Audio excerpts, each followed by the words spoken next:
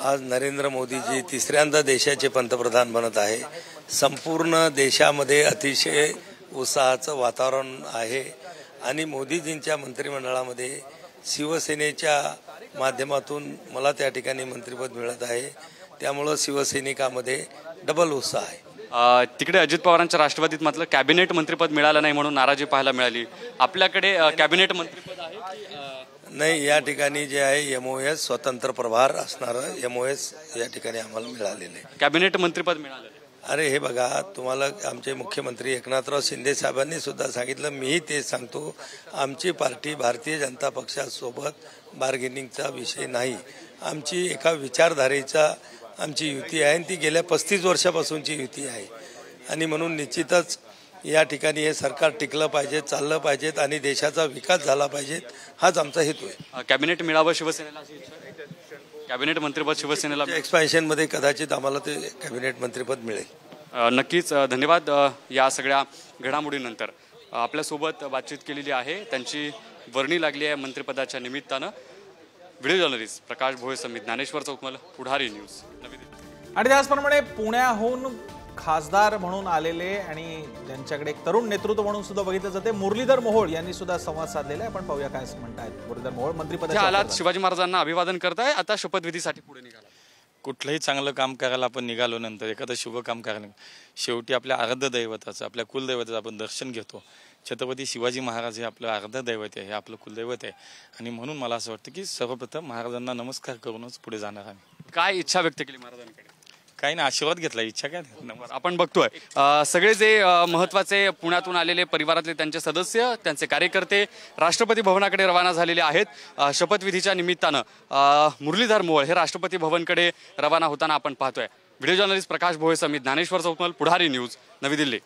पुण्याचे खासदार मुरलीधर मोहोळ हे केंद्रात मंत्री बनलेले आहेत, त्यांचे कुटुंबीय आपल्यासोबत आहे, त्यांच्याशी आपण बातचीत करणार आहोत।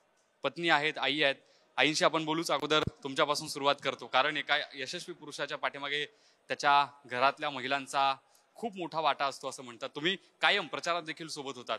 आज जेव्हा कळलं की पती मुरलीधर मोहोळ हे मंत्री झालेत, काय पहिली? 8:45 ह्यांचा मला फोन आला आणि मला सांगितलं तू उठ, असेल तसं सगळं पॅक करून सगळ्यांना घेऊन निघून ये।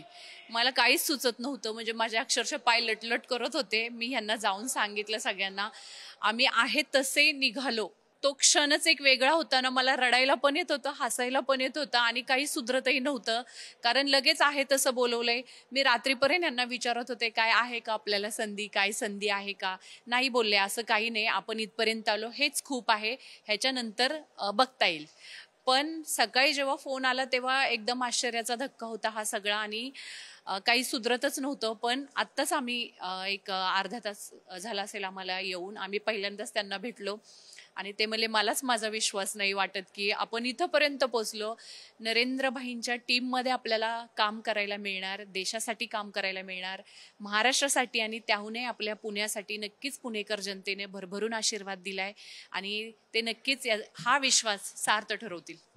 आई, मला तुम्हाला विचारायचं आहे, तुम्ही पहिल्यांदा पाहिलंय मुरली मोहोळ यांना, जेव्हा जन्मले तेव्हाचं रूप आणि आता मंत्री झाल्यानंतरचं रूप, या दोन रूपांमध्ये किती अंतर आहे? कसा हा सगळा प्रवास आहे? खूप अंतर, खूप अंतर आहे, कारण तेव्हाचं काही सामान्य होतो, आम्ही सामान्य 10 वाजल्याच्या खोलीमध्ये राहत होतो, वाड्यात, शाळेत जायचा, असं त्याच्यामध्ये एवढं ते असं वाटलं नव्हतं एवढा मोठा होईन म्हणून।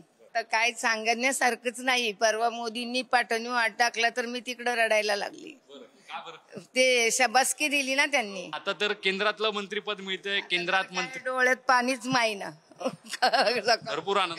भरपूर आनंद। तुम्हाला किती आनंद झालाय? परिवारातले लोक म्हणून, परिवारातले सदस्य म्हणून काय वाटतं? खूप आनंद झालाय, हा शब्दात नाही व्यक्त करू शकत।